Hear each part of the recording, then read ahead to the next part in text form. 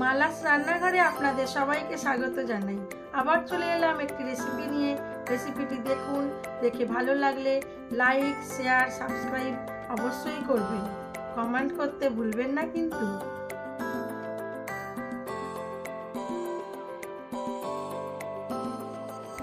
আমার আজকের রেসিপি কাতলা মাছের তেল ঝাল। আজ আমি কাতলা মাছটা আমার দিদার মতো করে রান্না করলাম। এই কাতলা মাছের তেল ঝাল আমার দিদা খুব সুন্দর করত। সেই স্বাদ তো আসবে না, তবুও চেষ্টা করলাম দিদার মতো করে কাতলা মাছটা রান্না করতে। যখন এই বড় বড় কাতলা মাছের পেটি আসতো আমাদের বাড়িতে, দিদা আসলে সুন্দর করে কাতলা মাছের তেল ঝাল রান্না করত। আজ আমি সেই 2 কেজি সাইজের কাতলা মাছটা কিছুটা পেটি ও কিছুটা গাঁদা নিয়ে নিলাম। নিয়ে তার মধ্যে নুন আর হলুদ গুঁড়ো মিশিয়ে বেশ কিছুক্ষণ রেখে দিলাম।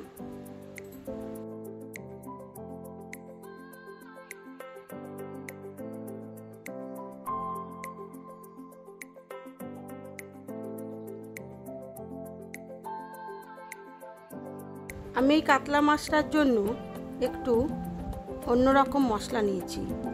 সর্ষে, কাঁচা লঙ্কা আর লাল লঙ্কা তো নিয়েইছি, আর নিয়েছি একটু কাজু, পোস্ত আর চারমগজ।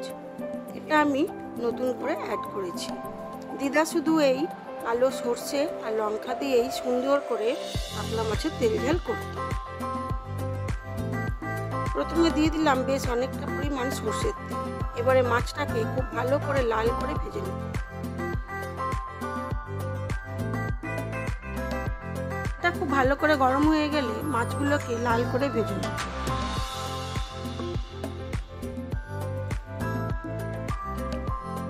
বড় বড় কাতলা মাছের পিস দেখলে আমার দিদার কথা খুব মনে পড়ে। আমার দিদা এখনো আছেন, তবে একটু অসুস্থ হয়ে পড়েছেন।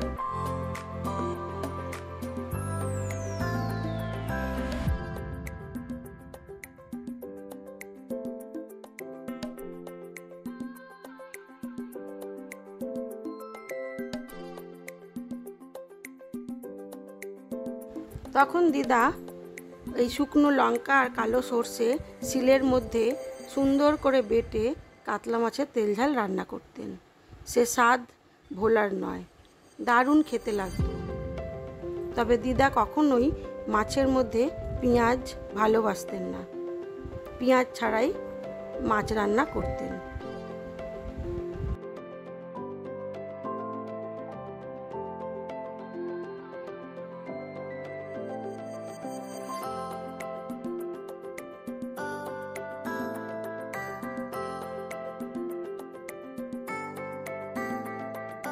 মাছগুলো আমার খুব ভালো করে ভাজা হয়ে গেছে।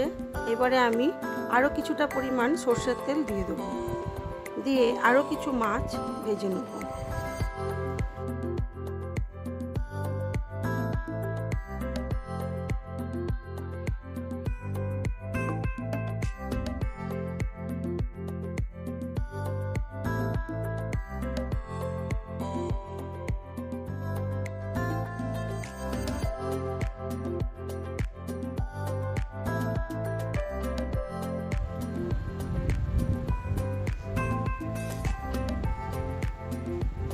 মা, ঠাকুমা, দিদিমা এদের রান্নাগুলো সত্যিই অভাবনীয়।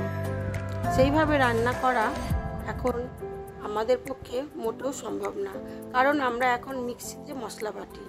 আর যে কোনো মশলা মিক্সিতে বাটতে গেলে এতটা পরিমাণ জল দিতে হয়, তাতে মশলার স্বাদটাই চলে যায়। মাছগুলো আমার খুব ভালো করে ভাজা হয়ে গেছে। এবারে আমি এটাকে তুলে রাখবো।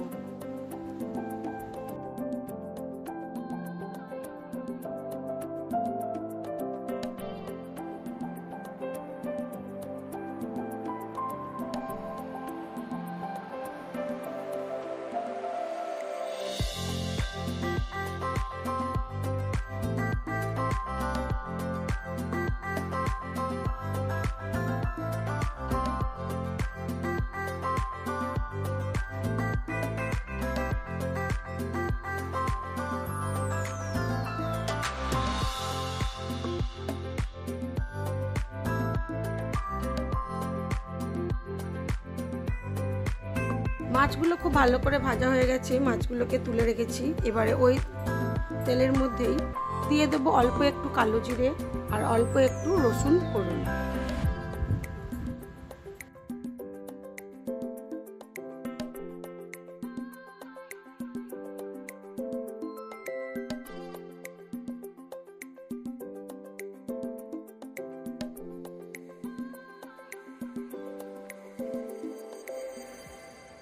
দিয়ে দিলাম পোস্ত, কাজু, চারমগজ আর লঙ্কা বাটার যে পেস্টটা করেছিলাম ওটা।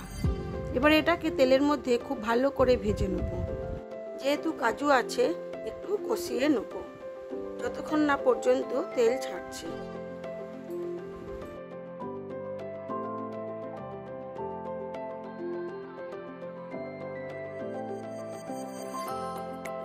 এর মধ্যে দিয়ে দিলাম স্বাদ মতো নুন, হলুদ গুঁড়ো। মশলাটা আমার খুব ভালো করে কষানো হয়ে গেছে।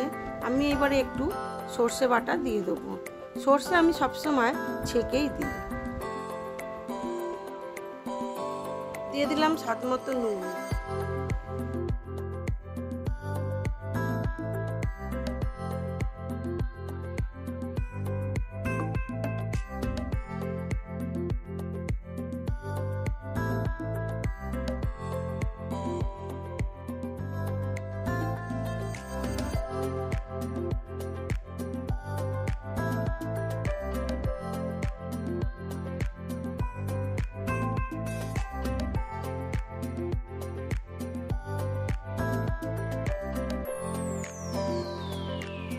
সর্ষে বাটাটা দিয়ে এবারে মশলাটাকে আর একটু ফুটতে দেবো। মশলাটা ভালো করে ফুটে গেলে ভেজে রাখা মাছগুলো দিয়ে দেবো।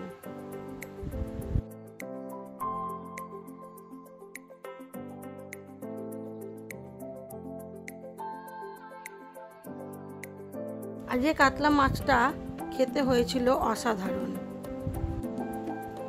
যদি কখনো এইভাবে মশলা দিয়ে না করে থাকেন, একবার এই মশলাগুলি দিয়ে কাতলা মাছ অবশ্যই করে খেয়ে দেখবেন, খেতে দারুণ লাগে।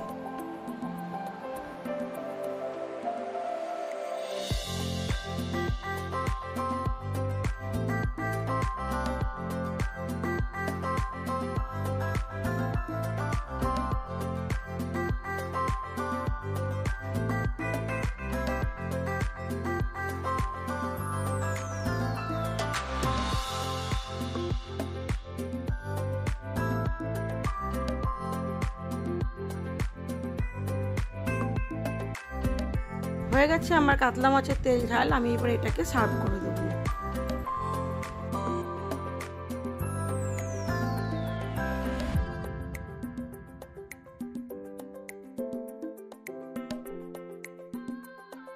আমার এই ভিডিওগুলি যদি আপনাদের ভালো লেগে থাকে তাহলে লাইক, শেয়ার, কমেন্ট অবশ্যই করবেন।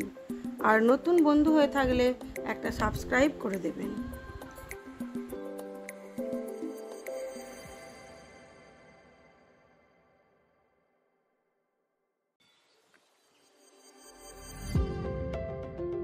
আমি মাছটাকে সার্ভ করে দেবো। আর চলুন দেখাই আমার আজকের লাঞ্চ মেনুতে কি ছিল।